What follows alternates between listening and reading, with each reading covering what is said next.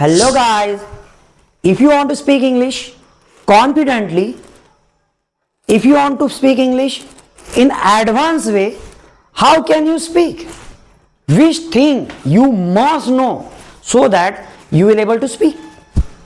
You should know phrases, you should know idioms. Let me tell you some important phrases so that your communication will be at next level. You have been working for long time. You should stop and smell the roses. It means that तुम्ही पुष्कळ दिवसापासून काम करत आहे, खूप काम करत आहे. थोडं थांबायला पाहिजे, जीवनाचा आनंद घ्यायला पाहिजे, एन्जॉय करायला पाहिजे. यासाठी या प्रकारची इडियम वापरली. You have been working for long time. You should stop and smell the roses. Smell the roses म्हणजे फुलांचा सुगंध घ्या, नाही लाईफचा आनंद घ्या. नेक्स्ट बघूया. I can't fathom why he is lying. I can't fathom म्हणजे मला समजत नाहीये तो खोटं का बोलत आहे.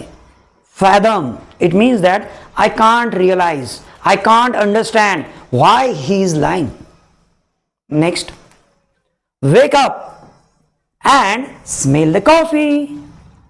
याचा अर्थ तुम्ही जर शब्दवाईज घेतला तर तुम्हाला असं वाटेल उठा आणि कॉफीचा सुगंध घ्या.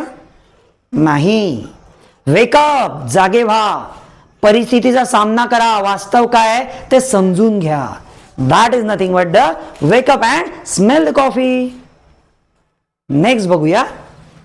मी कठीण परिस्थितीत अडकलो आहे. आय एम इन प्रॉब्लेम म्हणू शकता. आय एम इन पिकल म्हणू शकता. I am behind the eight ball.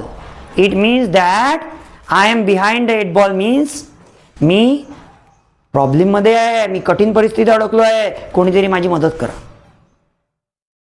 याला तुम्ही असंही म्हणू शकता, I am in hot water.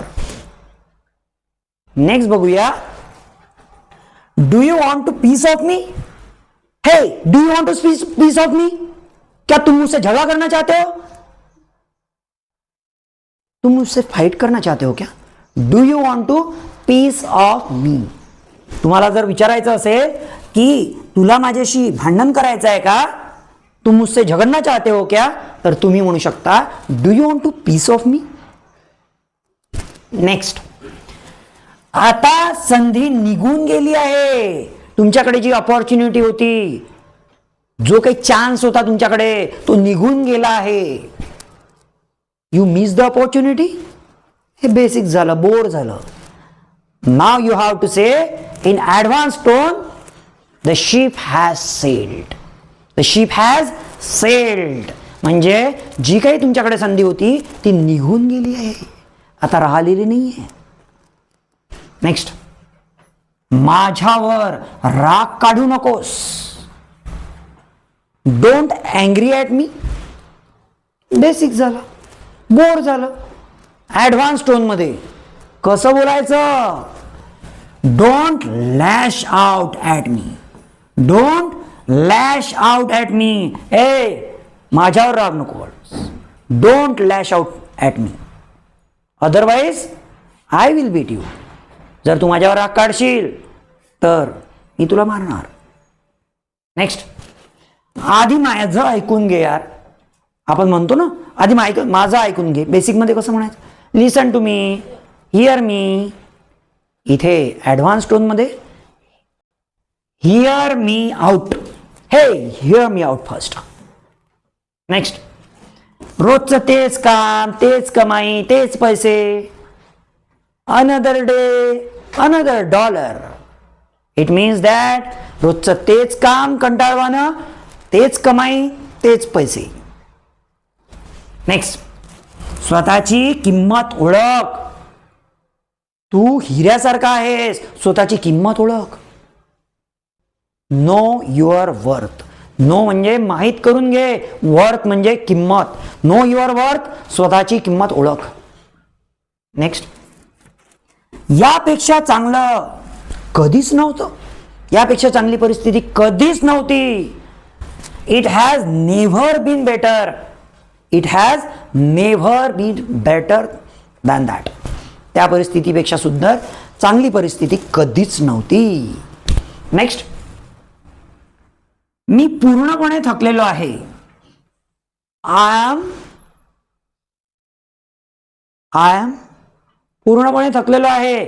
Tired basic झालं. आय एम वॉर्न आउट थोडं ॲडव्हान्स झालं. I am wipe out advance झालं. तर तुम्ही म्हणू शकता आय एम वाईप्ड किंवा आय एम वाईप आउट. मी पूर्णपणे थकलेलो आहे. I can't do anything. मी काहीच नाही करू शकत आता. नेक्स्ट, तू रोज अभ्यास करतो का रे? तू रोज अभ्यास करतो का?